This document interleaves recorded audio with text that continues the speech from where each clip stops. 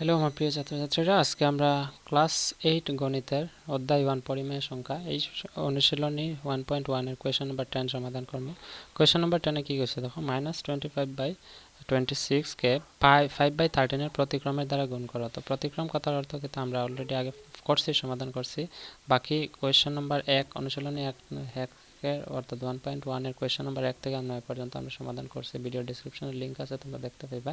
তো এখানে আমরা কিতা সমাধান করতাম, আমরা কইছে -25/26 এর প্রতিক্রম অর্থাৎ 5/13 এর প্রতিক্রমের দ্বারা আমরা গুণ করতাম। তো প্রতিক্রম কারে আমরা পাইছিলাম, মনে করো 2 একটা সংখ্যা, তার লগে এমন একটা সংখ্যা এখানে পূরণ দিতে লাগবে যার পূরণফল সর্বদা কি থাকবে, সবসময় 1 হইতা।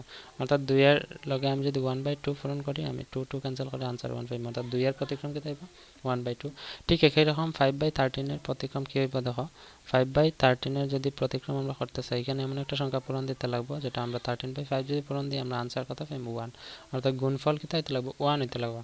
তো আমি 5/13 এর প্রতিক্রম কিতা পাইব, 5/13 এর প্রতিক্রম পাইব 13/5। তো এটা সমাধান করলে আমি 5 দিয়ে 25 রে ভাগ দিলে আমি পাইব 5 5 25। তো 25 এর আগে মাইনাস আছে, এটার আগে মাইনাস হইব কারণ 25 বড়। ঠিক একইরকম ভাবে 13 দিয়ে আমি 26 রে ভাগ দিলে আমি পাইব 2, অর্থাৎ 13 দুগুণে 26। তো আনসার আমি কিতা পাইব, এটার আনসার পাইব -5/2। এটা হচ্ছে কি আমার আনসার, রাইট আনসার। বোঝা গেছে আশা করি। এখন আমরা 11 নম্বরটা সমাধান করবো। 11 নম্বরটা কি কইছে যে কি বিধি প্রয়োগ করা হয়েছে লেখো।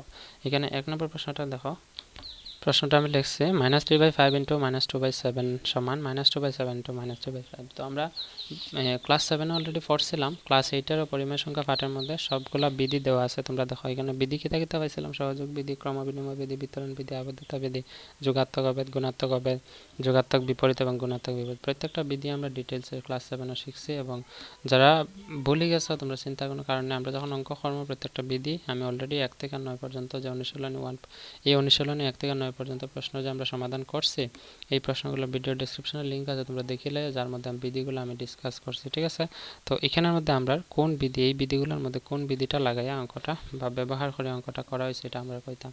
তো আমরা একটা বিধি পাইছিলাম যে a × b = b × a। এটা কিতা আসলে, এটা ক্রমবিনিময় বিধি। কিতা যে ক্রমবিনিময় মানে কি, প্রথম স্থান আর দ্বিতীয় স্থান, অর্থাৎ প্রথম পদ দ্বিতীয় পদের স্থানটা পরিবর্তন করা হয়েছে। কিতা ক্রম, তারা ক্রমানুসারে আছে, তারা ক্রমটা পরিবর্তন করা হয়েছে। অর্থাৎ দ্বিতীয় ক্রমটা আছে, প্রথমে আইছে আর প্রথমটা গেছে দ্বিতীয়ের মধ্যে। এই কারণে আমরা এটার মধ্যে এই বিধিটা আমরা উপযুক্ত হইতে পারি। কারণ -3/5 × -2/7 রে আমরা কিতা লিখছি, a × b রে আমরা লিখছি b × a। তোমরা দেখিয়া হয়তো বুঝতে পারছো। তো এটার আনসার আইব ক্রমবিনিময় বিধি। ঠিক আছে, ক্রমবিনিময় বিধি, ক্রমবিনিময় বিধি।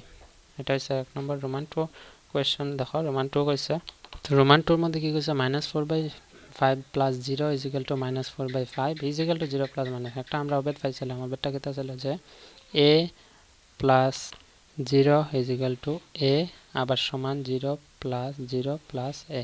এই কথার মানে কিতা হইলো, অর্থাৎ যে কোনো একটা সংখ্যার লগে আমরা যখন 0 যোগ করব, আমরা কিতা পাই, সংখ্যাটার কোনো পরিবর্তন হয় না। তার ফলে আমি কইতে পারি 0 এই বিধিটা হচ্ছে গিয়ে যোগাত্মক অভেদ। ঠিক আছে, তো এখানে একই সূত্রটা বসানো হয়েছে বা বিধিটা প্রয়োগ করা হয়েছে। দেখো -4/5 এর লগে 0 প্লাস করলে কিতা হইব -4/5, অর্থাৎ সংখ্যার কোনো পরিবর্তন হয়নি। ঠিক একই রকমভাবে এটারে আমি 0 + -4/5 লিখতে পারি। তো এটার আমরা লিখতে পারি যোগাত্মক অভেদ। কেন যোগাত্মক অভেদ? যোগাত্মক অভেদ হচ্ছে 0, কারণ যোগাত্মক অভেদ এর সঙ্গে যে কোনো সংখ্যা আমরা পূরণ করলে বা যোগ করলে সংখ্যার কোনো পরিবর্তন হয় না। সরি, যোগ করলে, পূরণ করলে না। যোগাত্মক অভেদ, এটা হচ্ছে কি আমার রাইট আনসার। ঠিক আছে, তারপরে রোমান 3 কোয়েশ্চন কি কইছে, কোয়েশ্চন নাম্বার 3 এর মধ্যে কইছে 2/9 × 1 = 1 × 2/9 = 2/9। এই কথার মানে লগিয়া আমরা আরেকটা অভেদ পাইছিলাম, যেটা ছিল যে যে কোনো সংখ্যার লগে, মনে করো 2 আছে, এটার লগে যদি 1 পূরণ করে আমি কি পাইব, 1ই পাইব। অর্থাৎ a × b রে আমরা এইভাবে লিখতে পারি b × a, অর্থাৎ b কি আছে 1 × 2, অর্থাৎ b × a। তো এটা কি আসলে গুণাত্মক অভেদ। ঠিক আছে, গুণাত্মক অভেদ হলো 1 আর যোগাত্মক অভেদ হলো 0, অর্থাৎ 0 লগে যে কোনো সংখ্যা আমরা প্লাস করলে কি হয়, সংখ্যার কোনো পরিবর্তন হয় না। ঠিক একই রকম 1 এমন একটা সংখ্যা যেটা গুণাত্মক অভেদ হিসাবে আমরা কইতে পারি, যারা সঙ্গে আমরা যে কোনো সংখ্যা পূরণ করি সংখ্যার কোনো পরিবর্তন হয় না। ঠিক আছে, তো এখানে 2 আইব, 1 না, কারণ 2 একে হলো 2 আর আবার 2 রে আমি লিখতে পারি 1 পূরণ 2, অর্থাৎ a × b = টু এবং B 2 is equal to B into A, ঠিক আছে, একই কথা। তো আমরা এটার আনসার লিখতে পারি গুণাত্মক অভেদ, গুণাত্মক অভেদ। আশা করি বুঝতে পারছো। এটা হচ্ছে আমরা কোয়েশ্চেন নাম্বার 10 এবং 11 এর সমাধান। কোয়েশ্চেন নাম্বার 12 এর সমাধান ভিডিও ডেসক্রিপশনে লিংক আছে, তোমরা দেখে লও। So see in the next video, by.